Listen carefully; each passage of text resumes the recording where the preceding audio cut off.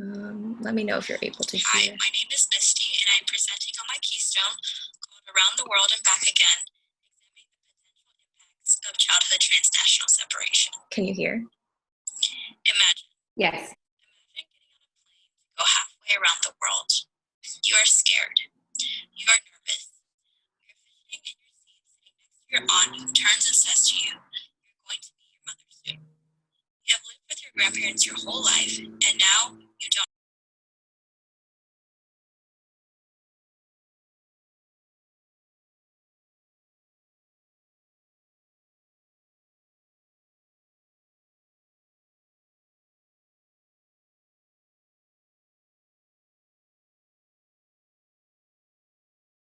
She's a stranger. You are a satellite baby. Satellite babies are children who are separated from their parents for an extensive period of time, only to reunite when their family is able to secure affordable childcare, a degree of financial stability, and are plans for them to attend school in North America. They are called satellite babies because they leave from and return to the same place. This practice is widely held and is believed to be increasing in some communities, especially Chinese Americans. In New York, it is estimated that thousands of children are separated from their parents every year. In Boston Chinatown in 2018, 1 out of 5 households reported sending their child back or were strongly considering it. Yet, there's a lack of knowledge about the effects of this type of transnational separation. Previous literature has found that repeated separations and disruptions in early childhood can lead to poor developmental outcomes, and prolonged separation can increase some of those risks parent-child separations in general. You can see some of those risks on the right.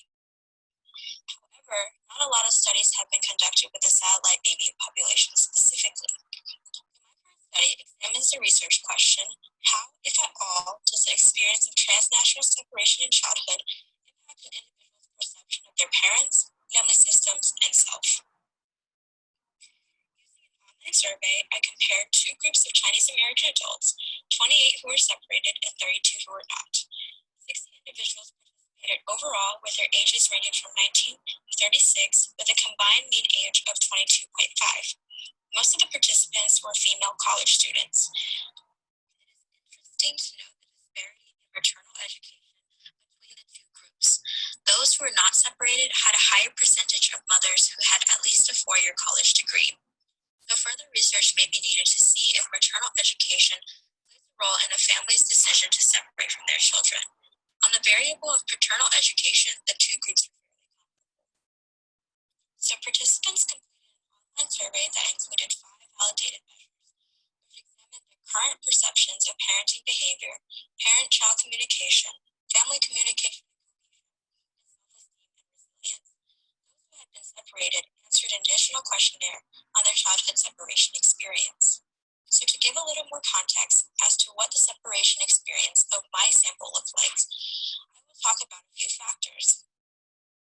So for the age of separation and reunification, individuals who were separated in childhood were mostly separated before the age of 2 and reunited before the age of 5. The majority of them were separated for less than 5 years. So this goes along with the previous research, which states that satellite babies are often reunited with their parents when it is time for school. So looking at caregivers, almost half of the individuals who were separated had more than one change in caregivers when they were separated from their parents. So this would look like moving from being taken care of by your grandmother to being taken care of by your aunt. And this change in caregivers may further disrupt attachment and result in more trauma for the child, having to adjust and lose those relationships. When asked to remember their most salient experience, the majority of the participants cited their grandmother as their primary caregiver.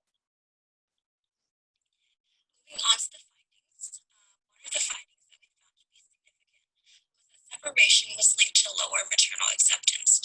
We examined the mother acceptance versus rejection scale on the child report of the parent behavior inventory, which included questions such as, "My mother makes me feel better after talking over my worries with her," or "My mother enjoys doing things with me." Higher scores on this scale indicated more acceptance. So as you can see here, after running an independent samples t-test, the separated group in orange scored lower on average, which suggests that they perceive less maternal warmth and acceptance. And since we measured the adult participants' current perceptions, this means that the separation experience had lasting effects on the perception of maternal acceptance. When running bivariate correlations, we found that within the separated group, the duration of separation was negatively associated with the acceptance versus rejection score. So as the length of separation increased, the scores went down, indicating that the longer the duration of separation in years, the less these individuals perceive maternal warmth and acceptance. We can see how this makes sense. More time apart may indicate that the mother feels less connected to the adult child and may show less warmth or acceptance, or the adult child feels less connected to their mother and may perceive less warmth. We see that for this scale, the same is true for fathers. So after running an independent samples t-test, the separated individuals scored lower on this subscale, indicating that they perceive less warmth and acceptance from their fathers, even in adulthood. Now I'm going to talk about the trends I found. Another scale of the CRPBI that we looked at was the autonomy versus psychological control subscale. So higher scores on this subscale indicate more promotion of a child's independence. So it's interesting to see here that the separated group perceived more promotion of independence from their fathers compared to the non-separated group.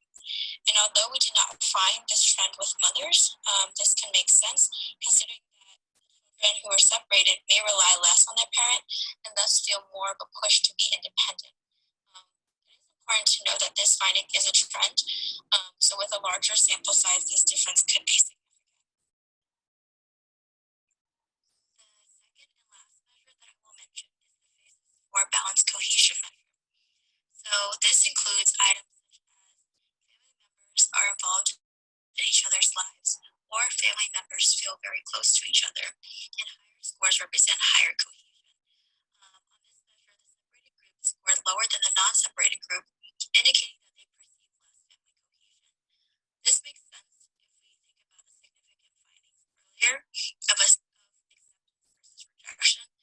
So if the adult child perceives less acceptance from both their parents, then they may feel less connected to the family overall. Again, this is just a trend, but with a larger sample size, this could be statistically significant.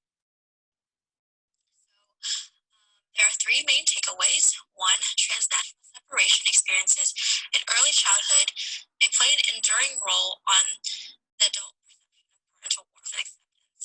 And longer durations of separation have a particular impact on this adult perception. Two, family cohesion, father's promotion of autonomy, and maternal education may be important variables to examine for the future.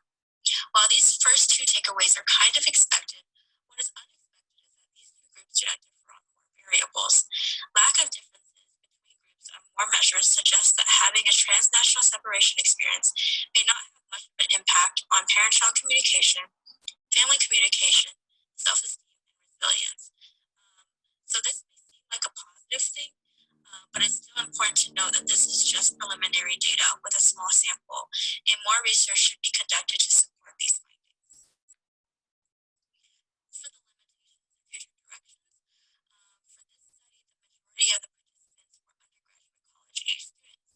So as one 30-year-old participant mentioned to me, if they had taken this survey during their adolescence, they would have had very different responses. It would be interesting to see how different age groups perceive the factors I measured, and for generalizability reasons, future studies should encompass a wider age range.